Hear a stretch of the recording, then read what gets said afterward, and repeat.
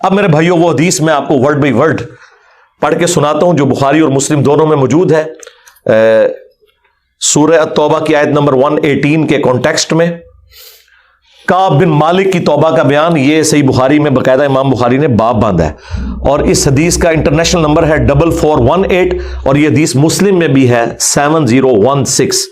Word by word میں یہ حدیث بیان کروں گا کیونکہ اس کی رکت اسی میں ہے کہ میں اسے لفظ با لفظ بیان کروں، آپ اس تکلیف کا احساس کریں جس سے کعب بن مالک گزرے، اور پھر الٹیمیٹلی ان کی توبہ قبول ہوئی، اور ایسی توبہ قبول ہوئی کہ قیامت تک قرآن میں ان کی توبہ کا ذکر ہے کہ اللہ نے قبول کی، اور اس کی وجہ سے اس سورت کا نام سورہ توبہ ہے، جب وہ غزوہ تبوک سے پیچھے رہ گئے۔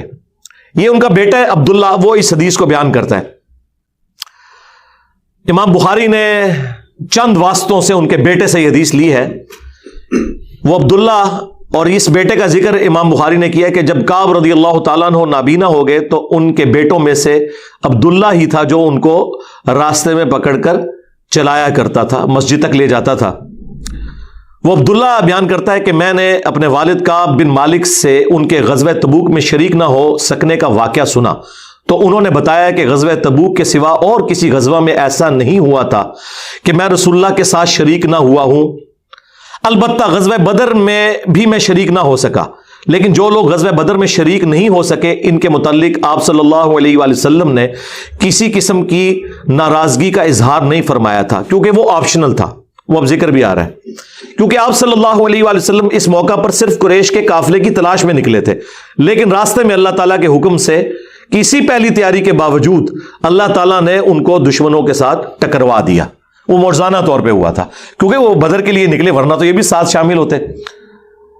میں لیلہ عقبہ میں رسول اللہ کی خدمت میں حاضر ہوا تھا، یعنی وہ مدینہ کے لیے جو ہجرت کے لیے جن چند ساتھیوں نے انصار مدینہ نے راہ ہموار کی تھی ان میں یہ شامل تھے، جو نبی الاسلام کی زندگی کا ایک ٹرننگ پوائنٹ تھا، ایک آلٹرنیٹو بیس مل گیا۔ تو کہتے ہیں میں اس رات موجود تھا، یہ وہی رات ہے جس میں ہم نے مکہ میں اسلام کے لیے عہد کیا تھا، اور مجھے تو یہ غزوہ بدر سے بھی زیادہ عزیز ہے۔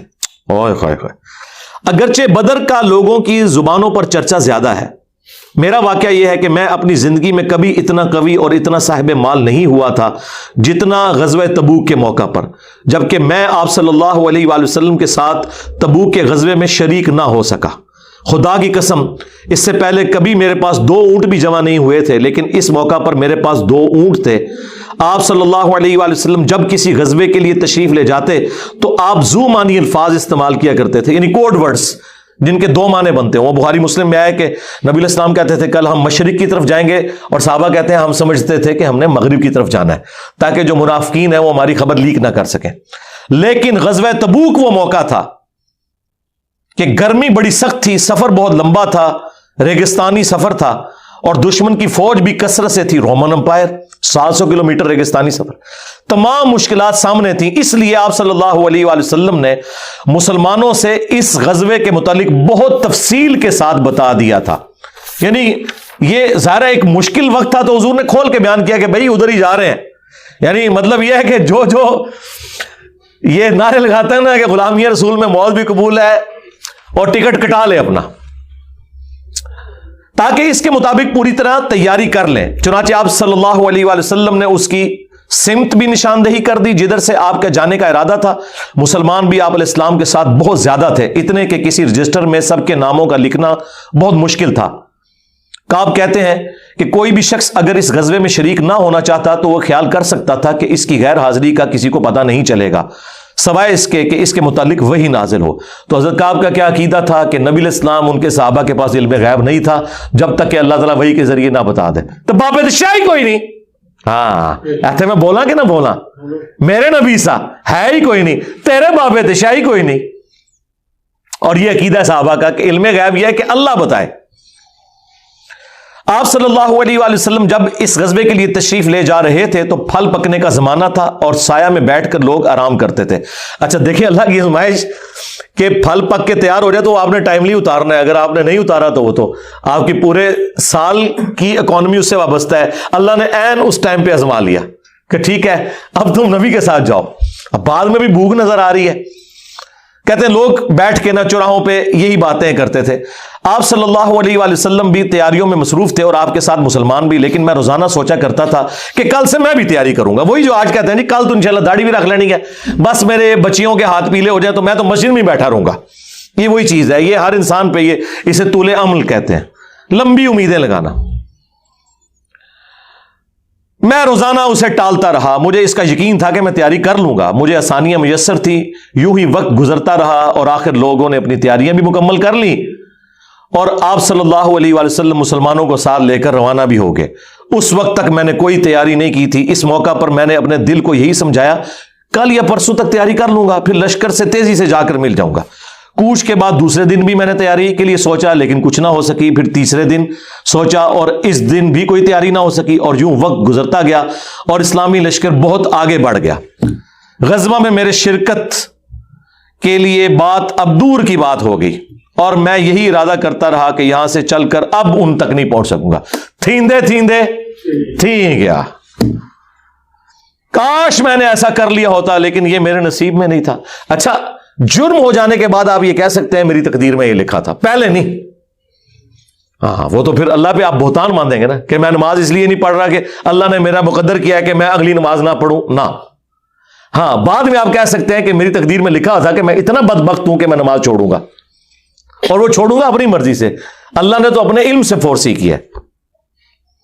آپ صلی اللہ علیہ وآلہ وسلم کے تشریف لے جانے کے بعد جب میں باہر نکلتا تو مجھے بڑا دکھ ہوتا, ہوئے ہوئے, کیونکہ یا تو وہ لوگ نظر آتے تھے جن کے چہروں سے نفاق ٹپکتا تھا.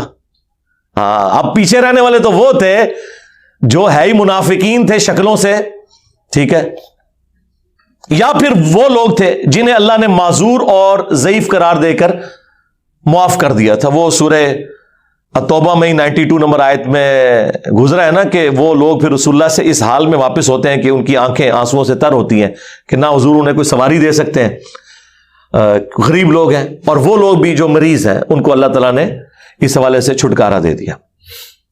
آپ صلی اللہ علیہ وآلہ وسلم نے میرے بارے میں کسی سے کچھ نہیں پوچھا, لیکن جب آپ تبوک پر پہنچے تو وہیں ایک مجلس میں آپ نے دریافت کیا کہ کعب نے کیا کیا. آپ نظروں میں تو تھا نا جی, خاص بندے جو ہوتے ہیں وہ نظروں میں تو ہوتے ہیں. یعنی یہ تو ایکسپیکٹ ہی نہیں نہ کیا جا سکتا کہ مین ٹیم ممبر پیچھے رہ جائے. تو اس سے اندازہ لگائے کہ حضرت کعب بن مالک کو چھوٹے بندے نہیں تھے.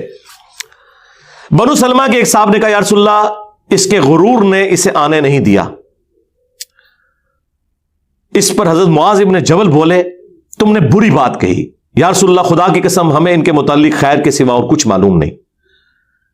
تو نبی علیہ السلام نے اس کے جواب میں کچھ نہیں فرمایا. دیکھیں انہوں نے پوری رپورٹ لی ہے پیچھے سے کہ کیا کچھ ہوتا رہا وہاں. اب حضور نے کوئی ورڈنگ دی, ظاہر ہے نبی علیہ السلام کو بھی غصہ تھا. کعب بن مالک رضی اللہ تعالیٰ نے بیان کیا کہ جب مجھے معلوم ہوا کہ نبی علیہ السلام واپس تشریف لا رہے ہیں تو اب مجھ پر فکر سوار ہونے لگی اور میرا ذہن کوئی ایسا جھوٹا بہانہ تلاش کرنے لگا جس سے میں کل حضرت کی ناراضگی سے بچ سکوں. دیکھیں وہ بھی عام انسان تھے, اتنے اولو العزم صحابہ, لیکن ظاہر نفس تو ہر بندے کے ساتھ لگا ہے. وہ بھی سوچ رہے ہیں کہ یار چلو میں بہانہ کر لوں گا, کوئی مجبوری تھی. ہوئے ہوئے ہوئے ہوئے.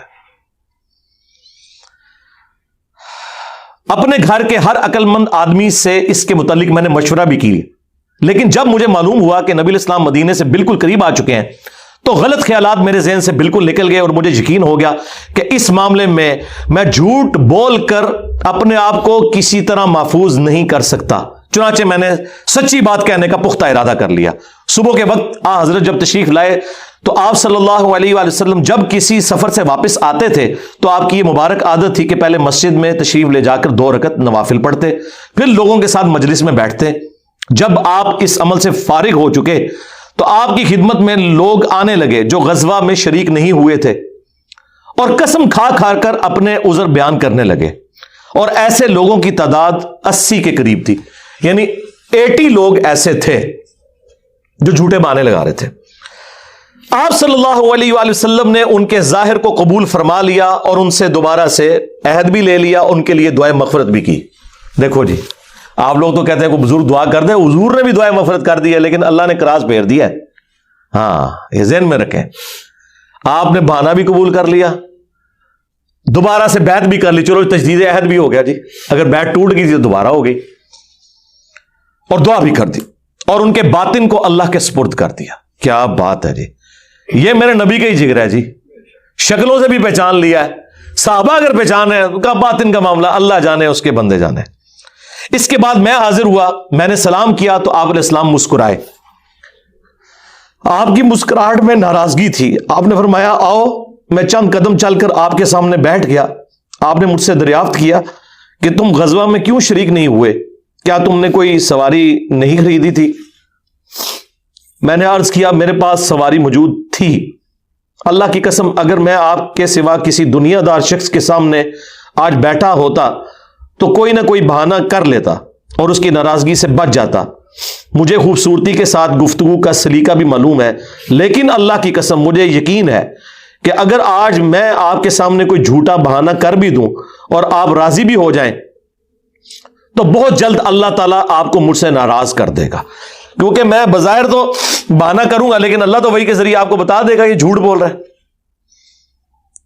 اس کی بجائے اگر میں آپ سے سچی بات کروں تو یقیناً آپ کو میری طرف سے ناراضگی تو ہوگی, لیکن اللہ سے مجھے امید ہے کہ وہ مجھے معاف کر دے گا.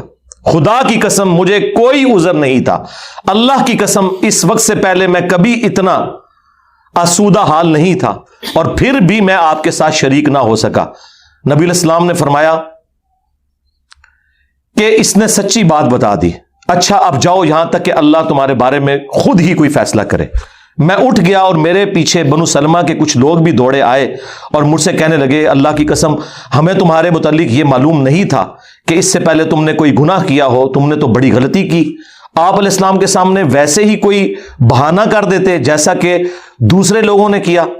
تمہارے گناہ کے لیے نبی علیہ السلام کا استغفار ہی کافی ہو جاتا, وہی جو کچھ بھی ہے تیرے محبوب کی امت سے ہے. لیکن سرکار یہ کعب بن مالک تھے, ان کو پتا تھا, اور مشورہ دینے والے بھی صاحب ہیں. دیکھو کیا مشورہ دے رہے کہ کو بہانہ کر لینا سی, حضور نے دعا کرنی سی. مینٹالٹی اس زمانے میں بھی اس طرح ہی تھی. یہ نہ سمجھیں آج کے لوگ ہی کہتے ہیں, اس زمانے میں بھی ڈھیلے مسلمان تو تھے. تو حضور نے تیرے لیے دعا کر دینی تھی, تو تو نے تو یہ کام. اللہ کی قسم ان لوگوں نے مجھے اتنی ملامت کی کہ مجھے خیال آیا کہ واپس جا کر کوئی جھوٹا بہانہ کر ہی آؤں. اندازہ کرو ایڈا انہوں نے جناب انہوں نے کیتا کہ چلو ٹھیک ہے میں ان جا کے بہانہ کر لوں. پھر میں نے ان سے پوچھا کیا میرے علاوہ کسی اور نے بھی کوئی ایسا عذر بیان کیا ہے؟ تو انہوں نے بتایا کہ ہاں 2 حضرات اور ہیں جنہوں نے معذرت کی جس طرح تم نے کی, اور انہیں بھی وہی جواب ملا جو تمہیں ملا. میں نے پوچھا وہ کون ہے؟ تو انہوں نے بتایا کہ مرارہ بن ربیع اور ہلال بن امیہ رضی اللہ عنہما. ان 2 ایسے صحابہ کا نام انہوں نے لے دیا جو صالح تھے اور اصحاب بدر بھی تھے.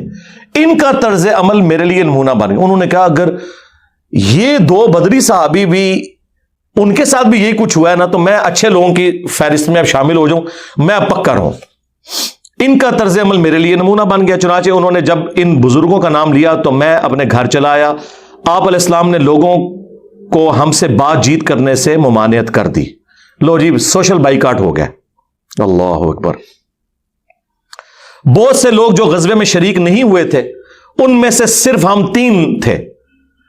لوگ ہم سے الگ رہنے لگے اور سب لوگ بدل گئے. ایسا نظر آتا تھا کہ ہم سے ساری دنیا بدل گئی ہے, ہمارا اس سے کوئی واسطہ ہی نہیں. 50 دن تک ہم اسی حال میں رہے. میرے 2 ساتھیوں نے تو اپنے گھروں سے نکلنا ہی چھوڑ دیا. ہر وقت روتے رہتے تھے, لیکن میرے اندر ہمت تھی. میں باہر نکلتا تھا, مسلمانوں کے ساتھ نماز میں بھی شریک ہوتا تھا اور بازاروں میں بھی گھومتا تھا, لیکن کوئی شخص مجھ سے بولتا نہیں تھا. میں نبی علیہ السلام کی خدمت میں بھی حاضر ہوتا, آپ کو سلام بھی کرتا.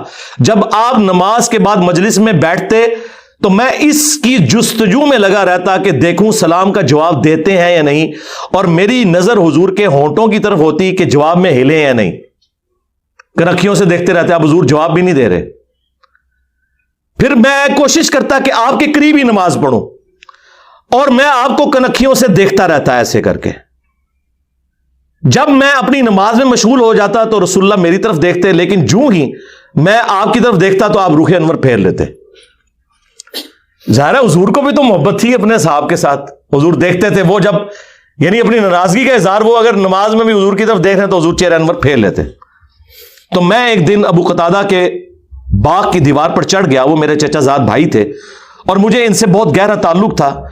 میں نے انہیں سلام کیا, لیکن اللہ کی قسم انہوں نے بھی میرے سلام کا جواب نہیں دیا.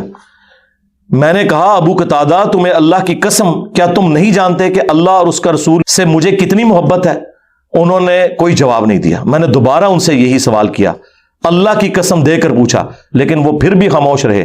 میں نے پھر اللہ کا واسطہ دے کر ان سے سوال کیا، اس مرتبہ انہوں نے صرف اتنا کہا، اللہ اور اس کا رسول زیادہ بہتر جانتے ہیں۔ دیکھیں جی اس بات کا جواب انہوں نے کہا بھائی اللہ کے نبی نے منع کیا ہے، اب بائی کاٹ ہے تیرا۔ اللہ اکبر۔ اس پر میرے آنسو پھوٹ پڑے۔ میں واپس چلا آیا اور دیوار پر چڑھ کر نیچے باہر اترا۔ پھر وہ بیان کرتے ہیں کہ ایک دن مدینہ کے بازار میں جا رہا تھا کہ شام کا ایک کاشتکار جو کہ غلہ بیچنے مدینہ آیا تھا پوچھ رہا تھا کعب بن مالک کہاں رہتے ہیں؟ لوگوں نے میری طرف اشارہ کیا، وہ میرے پاس آیا اور غسان جو بادشاہ تھا رومن امپائر کا، اس کا ایک خط مجھے دیا۔ وہ جو اس کا ایک سمجھ لیں چھوٹی چھوٹی جو امپائر کے اندر بنی ہوئی تھی ان میں سے ایک کا وہ گورنر تھا۔ اس خط میں لکھا تھا کہ مجھے معلوم ہوا ہے کہ تمہارے صاحب یعنی رسول اللہ صلی اللہ علیہ وآلہ وسلم نے تمہارے ساتھ زیادتی کی ہے، نعوذ باللہ۔ اللہ نے تمہیں کوئی ذلیل ہونے کے لیے پیدا تو نہیں کیا کہ تمہارا حق ضائع کیا جائے، تم ہمارے پاس آ جاؤ، ہم تمہارے ساتھ بہتر سلوک کریں گے۔ یعنی دشمن کی فوج کے ہیڈ کی طرف سے خط آیا۔ جب میں نے یہ خط پڑھا تو میں نے کہا کہ ایک اور امتحان آ گیا۔ اچھا جی سرکار ایک خط کسی اور کو لایا ہو کہ جی اے دیکھ لو یا رسول اللہ منو تے بڑی آفر جے۔ یہاں لوگ دنیا دار لوگ ہی کرتے ہیں نا جی مجھے فلاں جگہ سے آفر ہو رہی ہے، لیکن جو اہل ایمان ہے وہ تو کہتے ہیں کہ یار میں اس لیول پہ گر گیا ہوں کہ اب کافر بھی مجھے بلا رہے ہیں۔ انہوں نے یہ رزلٹ نکالا چونکہ مومن تھے نا۔ میں نے اس خط کو تندور میں جلا دیا۔ ان 50 دنوں میں سے جب 40 دن گزر گئے تو نبی علیہ السلام کا ایلچی میرے پاس آیا اور اس نے کہا کہ رسول اللہ نے حکم دیا ہے کہ اپنی بیوی کے قریب نہ جاؤ۔ میں نے پوچھا میں اسے طلاق دے دوں یا پھر مجھے کیا کرنا ہے؟ تو انہوں نے کہا نہیں طلاق نہیں دینی، صرف جدا ہو جاؤ۔ میرے دونوں ساتھیوں کو جنہوں نے میری طرح معذرت کی تھی یہی حکم ملا۔ میں نے اپنی بیوی سے کہا کہ اپنے میکے چلی جاؤ، اس وقت تک وہیں رہو جب تک کہ اللہ تعالیٰ اس معاملے کا کوئی فیصلہ نہ کر دے۔ کعب کہتے ہیں کہ ہلال بن امیہ کی بیوی رسول اللہ کی خدمت میں حاضر ہوئی اور عرض کیا یا رسول اللہ وہ تو بہت بوڑھے اور کمزور ہیں، ان کے پاس کوئی خادم بھی نہیں، کیا اگر میں ان کی خدمت کر دیا کروں تو آپ ناپسند تو نہیں فرمائیں گے؟ بیوی دیکھو جی، بیوی خامد کو کچھ سمجھ نہیں رہی، رسول اللہ سے جا کے پوچھ رہی ہے صلی اللہ علیہ وسلم۔ تو نبی اسلام نے فرمایا صرف وہ تم سے صحبت نہ کریں۔ انہوں نے عرض کیا اللہ کی قسم وہ تو کسی چیز کے لیے حرکت ہی نہیں کر رہے، جب سے آپ ان سے ناراض ہوئے ہیں وہ دن اور آج کا دن ان کے آنسو تھمنے میں نہیں آتے۔ میرے گھر کے بعض لوگوں نے کہا کہ جس طرح ہلال بن امیہ کی بیوی نے ان کے لیے اجازت لے لی تو آپ بھی جا کے اجازت لے لیں۔ اب دیکھیں لوگ مشورے دے رہے ہیں۔ میں نے کہا خدا کی قسم میں اس کے لیے رسول اللہ سے اجازت نہیں لوں گا، میں جوان ہوں، معلوم نہیں جب اجازت لینے جاؤں تو حضور کیا فرما دیں۔ ان کو یہ بھی خطرہ تھا کہ میں یہ جاؤں تو یہ نہ ہو کہ حضور اور ناراض ہو جائیں، اگر کوئی چانس بھی ہے نا بچنے کے تو وہ بھی ختم ہو جائے۔ دیکھیں نہیں کتنا گاڈ اورینٹڈ بندہ ہے جی، اللہ اکبر۔ اس طرح 10 دن اور گزر گئے۔ جب رسول اللہ صلی اللہ علیہ وآلہ وسلم نے ہمیں بات چیت کرنے کی ممانعت فرمائی تھی، اس کو 50 دن پورے ہو گئے۔ 50ویں رات کی صبح کو جب میں فجر کی نماز پڑھ چکا اور اپنے گھر کی چھت پر بیٹھا ہوا تھا، اس طرح جیسا کہ اللہ تعالیٰ نے ذکر کیا وہ ہم آیت پڑھ چکے ہیں، سورہ توبہ کی آیت نمبر 118، جس میں تھا نا کہ زمین وسعت کے باوجود تنگ ہو گئی اور ان کا دم گھٹنے والا تھا۔ میرا دم گھٹ رہا تھا، زمین اپنی تمام وسعتوں کے باوجود میرے لیے تنگ ہوتی جا رہی تھی۔ میں نے ایک پکارنے والے کی پکار سنی جو سلع کی پہاڑی پر چڑھ کر بلند آواز سے کہہ رہا تھا اے کعب بن مالک تمہیں بشارت ہو، اے کعب بن مالک تمہیں بشارت ہو۔ انہوں نے بیان کیا کہ یہ سنتے ہی میں سجدے میں گر پڑا اور مجھے یقین ہو گیا کہ اب اللہ کی طرف سے فراخی ہو جائے گی۔ فجر کی نماز کے بعد رسول اللہ صلی اللہ علیہ وآلہ وسلم نے اللہ کی بارگاہ میں ہماری توبہ کی قبولیت کا اعلان کر دیا۔ لوگ میرے پاس بشارت دینے کے لیے آنے لگے اور میرے 2 ساتھیوں کو بھی جا کر بشارت دی۔ ایک صاحب زبیر بن عوام اپنا گھوڑا دوڑاتے ہوئے آئے، ادھر قبیلہ اسلم کے ایک صحابی نے پہاڑی پر چڑھ کر آواز دی اور وہ آواز گھوڑے سے زیادہ تیز تھی۔ جن صحابی نے پہاڑی سے آواز دی تھی جب وہ میرے پاس بشارت دینے آئے تو میں نے اپنے دونوں کپڑے اتار کر बिशारत की खुशी में उन्हें दे दिए। अल्लाह की कसम उस वक्त इन 2 कपड़ों के सिवा देने के लिए मेरे पास और कुछ ना था। फिर मैंने अबू कतादा से 2 कपड़े उधारे मांगे और रसूलुल्लाह की खिदमत में हाजिर हुआ। जोग दर जोग लोग मुझसे मुलाकात करते जा रहे थे और मुझे तौबा की कबूलियत पर बिशारत देते जा रहे थे। अल्लाह की बारगाह में तौबा की कबूलियत मुबारक हो। काब रज़ियल्लाहु ताला अन्हु बयान करते हैं कि आखिर में मस्जिद में दाखिल हुआ तो रसूलुल्लाह सल्लल्लाहु अलैहि वसल्लम तशरीफ रखते थे। चारों तरफ सहाबा का मजमा था। तलहा बिन उबैदुल्लाह दौड़कर मेरी तरफ आए और मुझसे मुसाफा किया और मुबारकबाद दी। अल्लाह की कसम वहां मौजूद मुहाजिरीन में से कोई शख्स भी मेरे आने पर खड़ा ना हुआ। तलहा रज़ियल्लाहु ताला अन्हु का यह एहसान मैं कभी नहीं भूलूंगा कि उन्होंने खड़े होकर मेरा इस्तकबाल किया। जब मैंने रसूलुल्लाह को सलाम किया तो आप अलैहिस्सलाम का चेहरा मुबारक खुशी और मुसर्रत से दमक उठा। उस मुबारक दिन के लिए तुम्हें बिशारत हो, उस मुबारक दिन के लिए तुम्हें बिशारत हो जो तुम्हारी उम्र का सबसे मुबारक दिन है। वाकई जी, इससे बड़ी कोई मुबारकबाद नहीं हो सकती किसी शख्स के लिए कि अल्लाह ताला उसकी तौबा की अनाउंसमेंट करते और फिर क़यामत तक कुरान में वो आयात पढ़ी जाए। उन्होंने बयान किया कि मैंने अर्ज किया, या रसूलल्लाह ये बिशारत आपकी तरफ से है या अल्लाह की तरफ से? फरमाया नहीं, अल्लाह की तरफ से। और नबी अलैहिस्सलाम जब किसी बात पर खुश होते तो चेहरा मुबारक रोशन हो जाता था, ऐसे जैसे चांद का टुकड़ा हो। आपकी मुसर्रत हम चेहरा मुबारक से समझ जाते थे। फिर जब मैं आपके सामने बैठ गया तो अर्ज किया, या रसूलल्लाह अपनी तौबा की कबूलियत की खुशी में मैं अपना माल अल्लाह और उसके रसूल की राह में सदका कर दूं?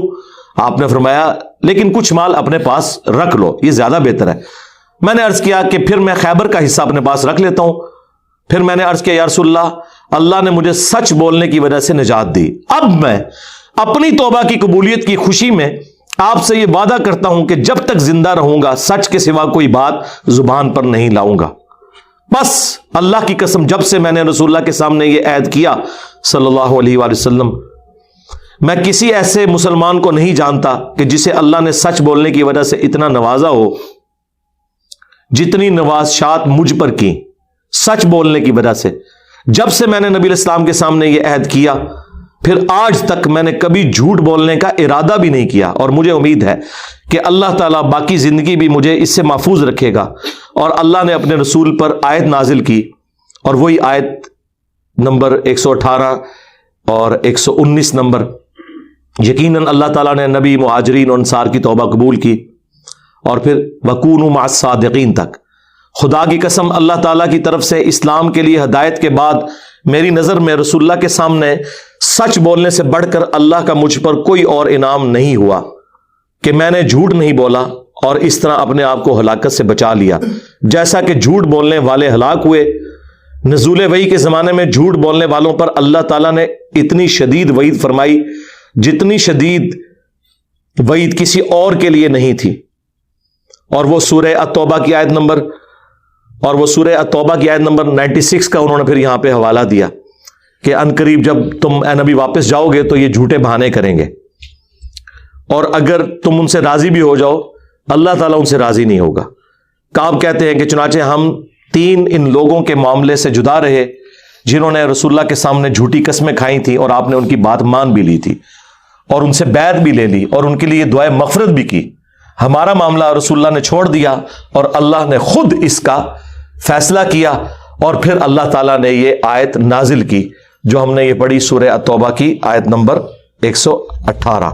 व अला सलासतिल लज़ीना खुल्लिफू हत्ता इज़ा ज़ाक़त अलैहिमुल अर्द बिमा रहबत व ज़ाक़त अलैहिम अनफुसुहुम व ज़न्नु अल्ला मलजा मिनल्लाह इल्ला इलैहि सुम्मा ताबा अलैहिम लियतूबू इन्नल्लाहा हुवत तव्वाबुर रहीम।